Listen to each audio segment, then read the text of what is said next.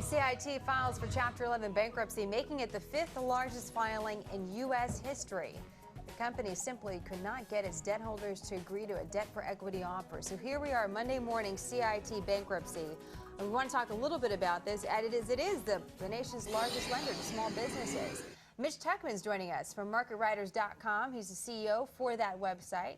He's out in San Francisco this morning. Always nice to see you bright and early. 4:18 out there. That's early, Mitch. Thank you for joining us. It's early, yeah. And Dow Jones Newswire senior columnist Donna Childs is also joining us in studio. So Donna, you know, you've been following this story for a long time, as we all have.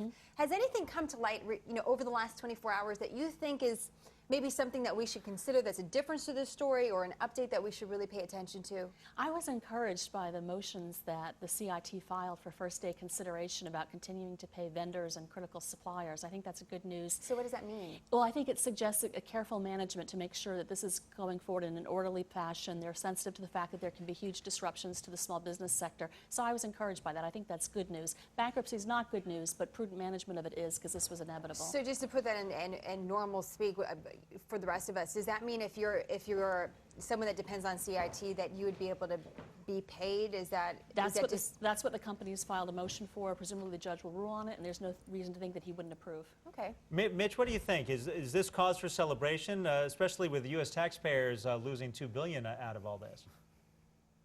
Well, it's not a cause for celebration. This is a big disaster for small business, which is the backbone of America and what's going to get our job creation going again. This is the 5th largest bankruptcy in the history of America, and if you take out General Motors and Chrysler, it's the 3rd largest among a financial institution.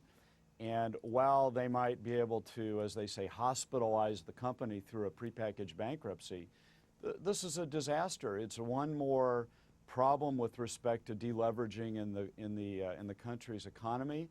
And if you're a small businessman relying upon CIT or any other form of factoring, there's just less money out there to finance your receivables. 60% of the garment industry, apparel industry, relies upon CIT alone, and this is a backlash throughout the entire supply chain of retailers, their suppliers. I'm going to be very interested to see what happens when the market opens this month. And that brings up an interesting point. Donna, one of our viewers was writing in about he or she, it's KPL, so I don't really know if it's a man or a woman, but would love to hear our thoughts on why bailouts only go to the fat cats, not those helping out these small guys. Is there a reason why the government did not help CIT more? What insight do you have on that? Well, CIT did receive a bailout last year of $2.3 billion, and it attempted to extract additional assistance, but the perception of the government was that it was not a systemic risk owing to its size. It has, and its size has been shrinking in terms of percentage of total small business loan volume. But I think we have to look at systemic risk in a different way, because Lehman wasn't necessarily, well, now it is the biggest bankruptcy, but Lehman had after effects that people couldn't anticipate in terms of what it did to the trade finance market, and CIT does for the small business supply chain. What would some of those be? Unintended, I mean, we don't know, but what would you speculate at this time? Well, for CIT, one of the issues is how are these small businesses going to find alternate forms of finance when there are fewer and fewer choices available? So, and it's not just the small businesses, it's the employees, it's the suppliers, the others who are dependent on them. It's like a domino That was effect. the issue Mitch was bringing up. And Mitch, we just had a report this morning that some of the major banks in this country are sitting on huge piles of cash and are reluctant to put it to use. So do we need, now that the government, that you and I and 300 million other Americans have lost $2 billion with CIT, do we need Uncle Sam to say, we're not going to give you more bailout to the major banks? You will now use that money you're sitting on to lend to the businesses, the small businesses, and the medium-sized businesses that used to be the customers of CIT. Well, we'd love the government to be able to mandate that, but the banks still run their businesses. And right now, the banks make a lot more money borrowing from the government at half a percent and then buying government treasuries that are yielding somewhere in the 3%, depending upon how far out you go.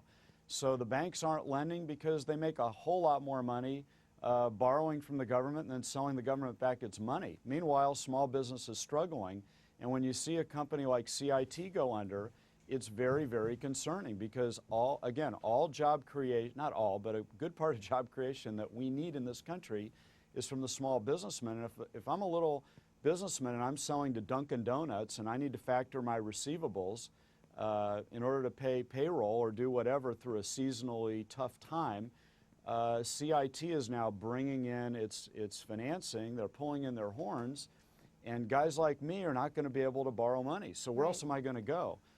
The Dunkin' I can't Donuts get my credit cards. that sounds good right now, actually, Mitch. Thanks for bringing that up. Well, we don't have them out here on the West Coast. You're right, you're right. But I sure loved them when I lived in Boston.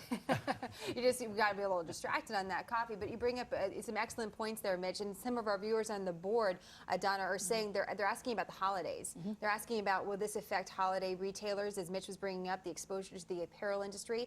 Is the holidays for the retailers, is it already baked in? Do they already have their financing for that? Or is that does that add any precariousness to what we're going to see over the next, really, 8 weeks or so before the holiday? I mean, until the year's over. It did, and unfortunately, they do their purchasing well in advance. So a lot of the chaos around CIT has already been affecting the retailers, and we're going to feel that in the holiday season. How so?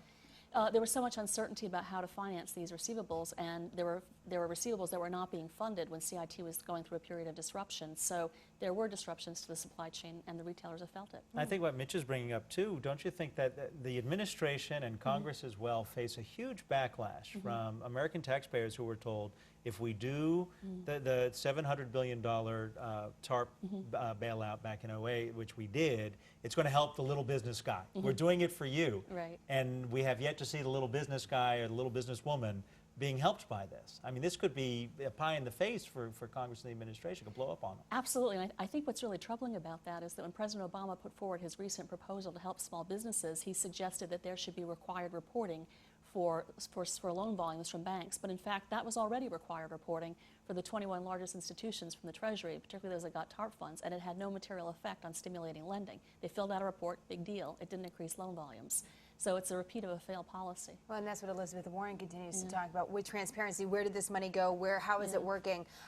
Mitch and Donna, thank you so much. Appreciate your insights this morning. It's going to be a story we're going to continue to follow. So as you have some questions, everybody can go ahead and just write them on the board, and we'll keep track of them, because this is going to be a big story. We're also taking a poll on our .com live web chat on